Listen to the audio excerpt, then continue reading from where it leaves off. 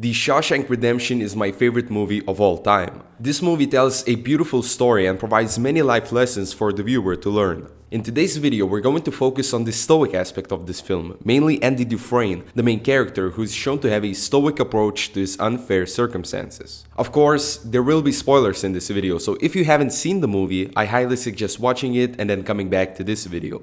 So without further ado, let's jump into it. The movie begins with Andy Dufresne, a successful banker, being at a jail sentencing. He's accused of the murder of his wife and her lover and is given 2 life sentences by the judge for each one of his victims. By the power vested in me by the state of Maine, I hereby order you to serve 2 life sentences back to back. 1 for each of your victims. So be it. He's sent to serve his time in the Shawshank prison. From the moment Andy arrives at the prison up to the moment when he is led to his cell, he already shows traits of being a stoic. He doesn't talk, he observes, and he does not complain or break down. We can't really say that he has accepted the situation yet, but we can see that he is trying to do that without getting too emotional about it. By acting this way, he surprises another inmate, Red, who was betting on Andy to become fresh fish, the one who will crack first out of all the newly arrived prisoners. But, as Red puts it, his first night in the joint, Andy Dufresne cost me 2 packs of cigarettes. He never made a sound. Andy Dufresne's stoic position in this unfair situation is best described by Red, who says, He had a quiet way about him. A walk and a talk that just wasn't normal around here. He strolled like a man in a park without a care or a worry in the world. Like he had on an invisible coat that would shield him from this place. Even after being beaten and raped by the sisters, he keeps it to himself and doesn't break down, and throughout the movie, Andy is seen to be quiet, observing, and talking only when necessary. You know what Andy does instead? He uses his skills and the few opportunities to make the situation that he is in better. When he hears Captain Hadley complain about his financial situation to the other guards, Andy sees the opportunity that he can benefit from and convinces Hadley to let him set up the tax-free gift for the Hadley's wife in exchange for 3 beers apiece for each one of Andy's co-workers. Now, as you can see, he uses the situation that he is in to his advantage, but the other thing that is interesting about this scene is that Andy refers to his inmates as co-workers. And why is that? Because he does not consider himself a prisoner, and in Andy Dufresne's mind, he himself is free. A stoic knows that events which happen outside of his control are not worth dealing with, and that he should focus on the one thing which he does have control over, which is his mind. Since Andy is not free on the outside, because he's a prisoner at Shawshank, he controls his freedom in his own head. The other interesting thing is that Andy asks for 3 beers apiece for each one of his fellow co-workers, and when all of them are drinking the beer on top of the roof, after being approached by Haywood and offered a beer, Andy denies the beer and says, No thanks. Gave up drinking.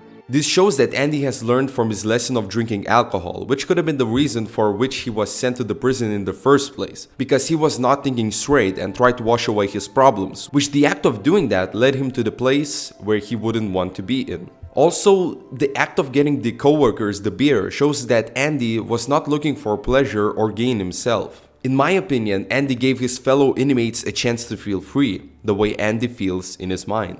Another similar situation happened when Andy played music for the whole prison. Again, it's like he wanted others to feel free in their own minds, instead of being prisoners both on the outside and on the inside. And for the briefest of moments, every last man at Shawshank felt free. For pulling this stunt, Andy spent some time in the hole. He mentions to his fellow inmates that it was easy time because the music is in his head and in his heart, and that is the one thing that they can't take away from you: hope.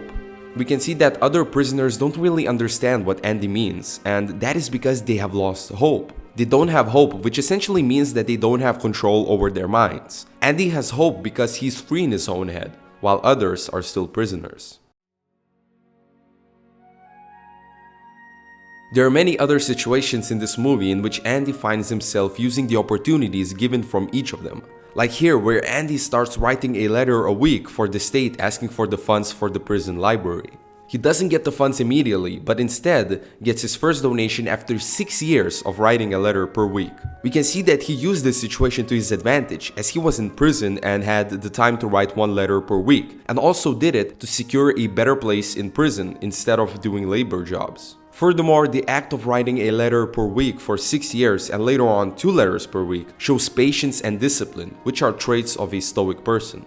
Later on, Andy Dufresne uses yet another opportunity to not only improve himself as a human, but to also help a fellow one by teaching Tommy to read and pass his exams. Pretty much this whole movie is about Andy using the situation that he is in to his advantage, and that is the true stoic way of looking at events outside of your control. The main character knew that reality is reality, and that he can't control it, but the way he acted in every situation, that's what mattered.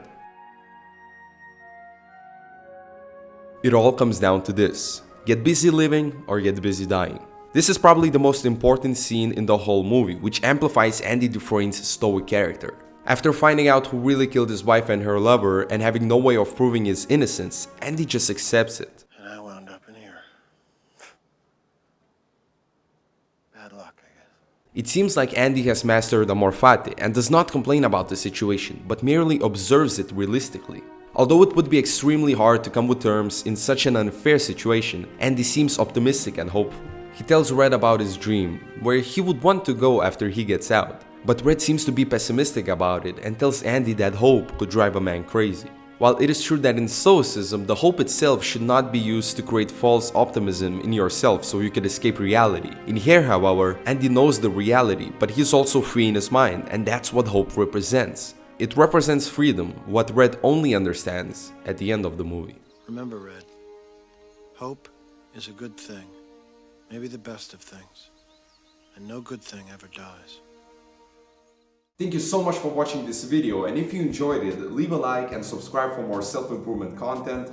Also, if you want to support this channel, there's going to be a link to my PayPal and my Patreon page down in the description. And comment down below your thoughts about this movie. What did you like about it and what maybe you didn't like about it.